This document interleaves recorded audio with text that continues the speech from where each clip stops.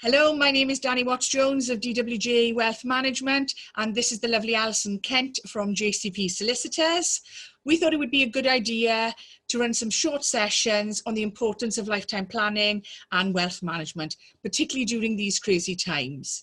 Today's session, we're going to be covering off the importance of writing a will and how important it is to implement one. In the future sessions, we will be covering off things like lasting power of attorneys, the importance of trust planning, and so many more areas. At DWJ, we think it's very important for you to write a will and always recommend that our clients do so. Now it's over to the expert, and without further ado, good morning, Alison, how are you? Good morning, Danni. I'm fine. How are you? I'm very well, thank you. I hope you don't mind that I'm going to be asking you a few questions this morning. No problem at all. If you can tell myself and other clients about why we should make a will to start with. Good question.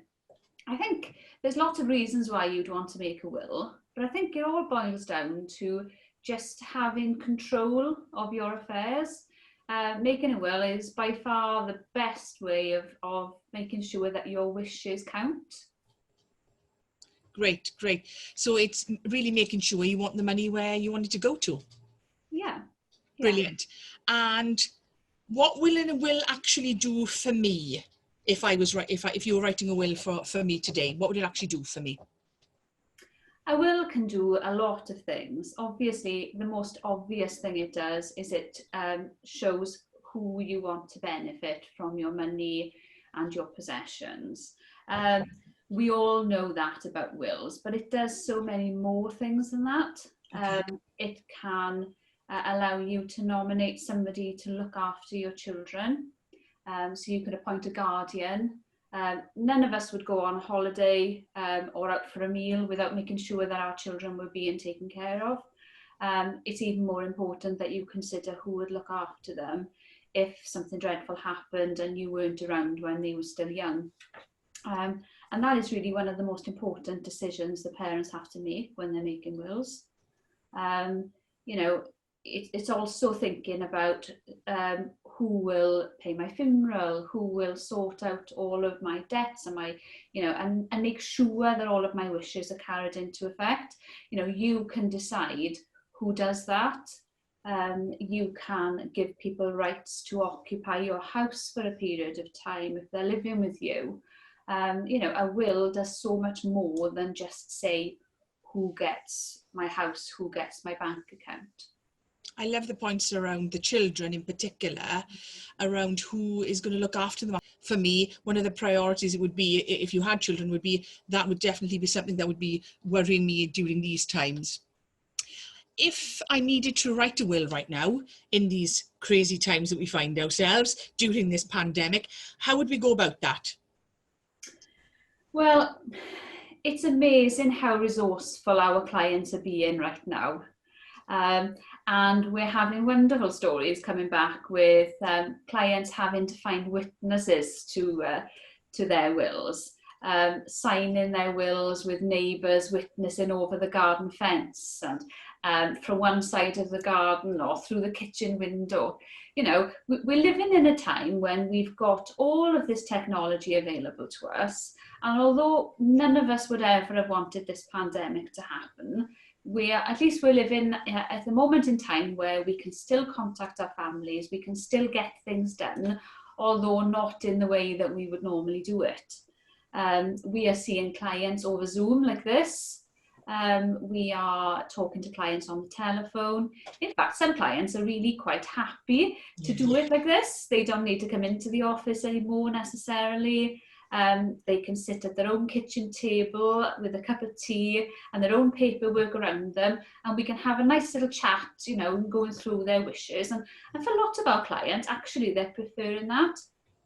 For me, I love the face-to-face across the table appointments, and I don't think there's anything better than that. But we are learning to adapt all the time. Not just in work, in our social lives. You can't go out and have a meal with friends at the moment, at least. But we're doing that over Zoom. The world has changed, doesn't it? And making a will has had to change with that. It is absolutely crazy. You know, and clients really, really have surprised me how well they're able to adapt to that. The whole process is so much quicker as well. You know, you're right. In many instances, I think the Zoom thing has certainly helped and made it more adaptable, and I think people are able to get to you more easily than perhaps leaving in a lunch hour, rushing over in their lunch hour. You know, I've had a couple of clients say to me, should I leave making a will?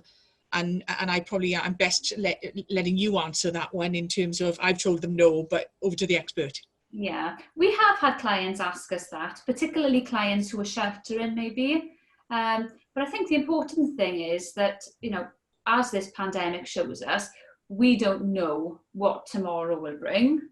And our advice, whether you're old or young, you know, if you know what you want to do with making the will and you've decided to do it, the best thing is just to go ahead and do it. The number of people that come to see me and say, I've been thinking about doing this for 10 years or 20 years, you know, they put it off. It's taken a pandemic for them to do it, isn't it? Yeah, absolutely. You know, and the first couple of weeks of the pandemic, we were inundated with people who had been thinking about doing this for many, many, many years. And I think that's the thing. It's not so much that clients don't think they need a will. I think most clients know they need a will. It's just one of those things that they keep putting off. Absolutely. And it's funny because so many clients that I do see, when they've signed the will and they're walking out of the office, the typical thing that they will say is, I'm so glad that that's done. Because it's something that's at the back of your mind all the time. And then it's much simpler than clients expect it to be, I think.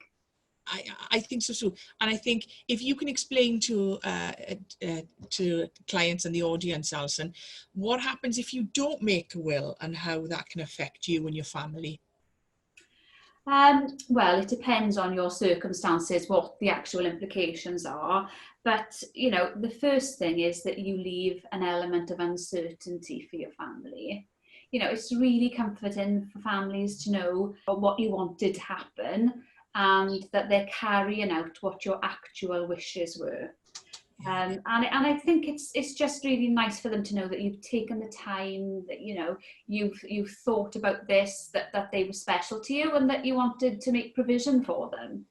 And we've all heard of situations where somebody has died, perhaps suddenly, and their families are left in turmoil.